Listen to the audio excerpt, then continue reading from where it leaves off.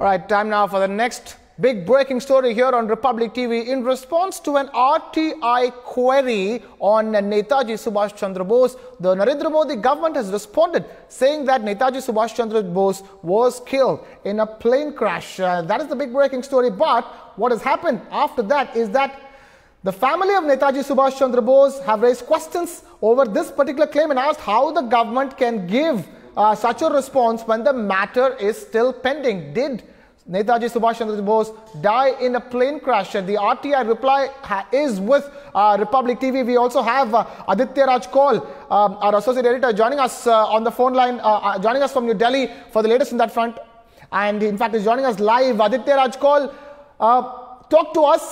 First, it all began with the RTI query and the response. And talk to us in terms of what exactly is Netaji Subhas Chandra Bose's family saying about the response.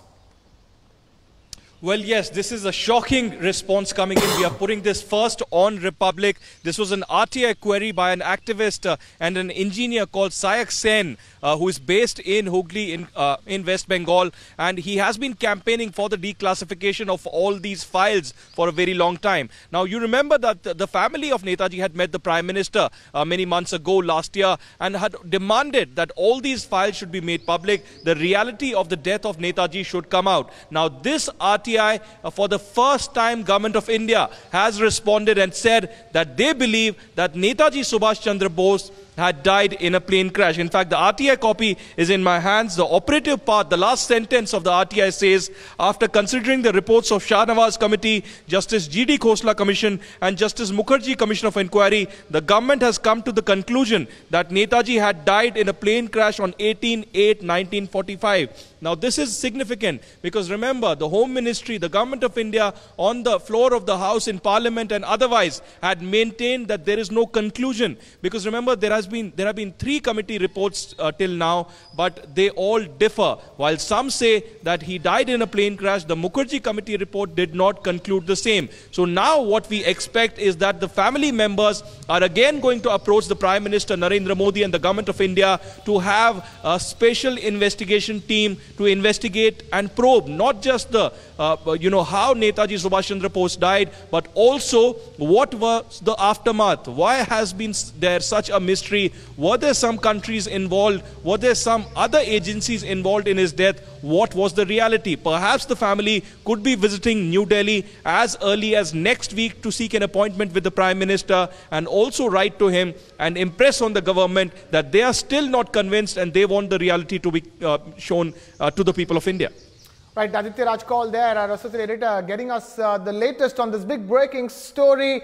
The government, in response to an RTI query on Netaji Subhas Chandra Bose, has said that he did die in a plane crash. We are also now being joined by Chandra Kumar Bose, Netaji Subhas Chandra Bose's grandnephew.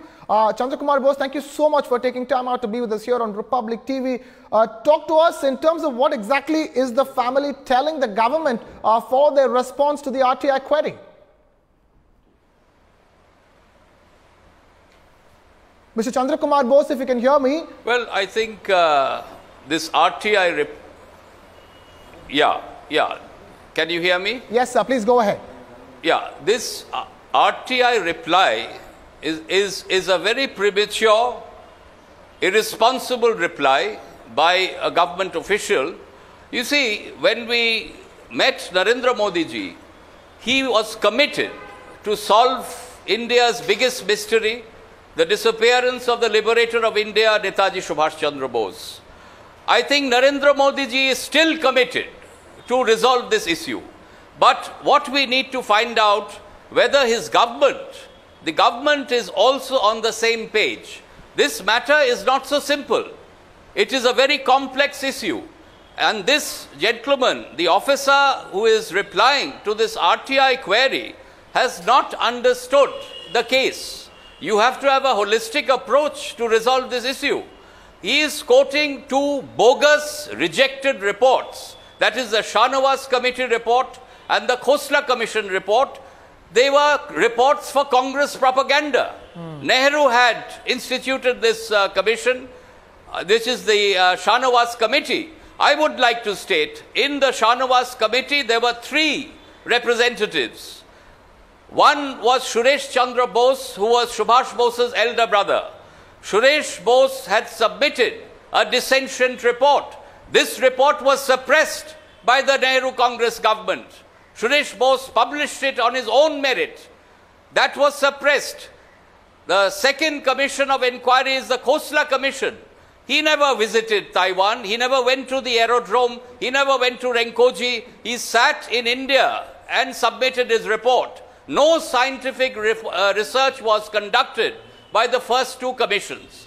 The first commission who took a scientific approach was the Justice Mukherjee Commission, which was formed in 1999 by the NDA government. Right. There was a Calcutta High Court order directing the government to form this commission.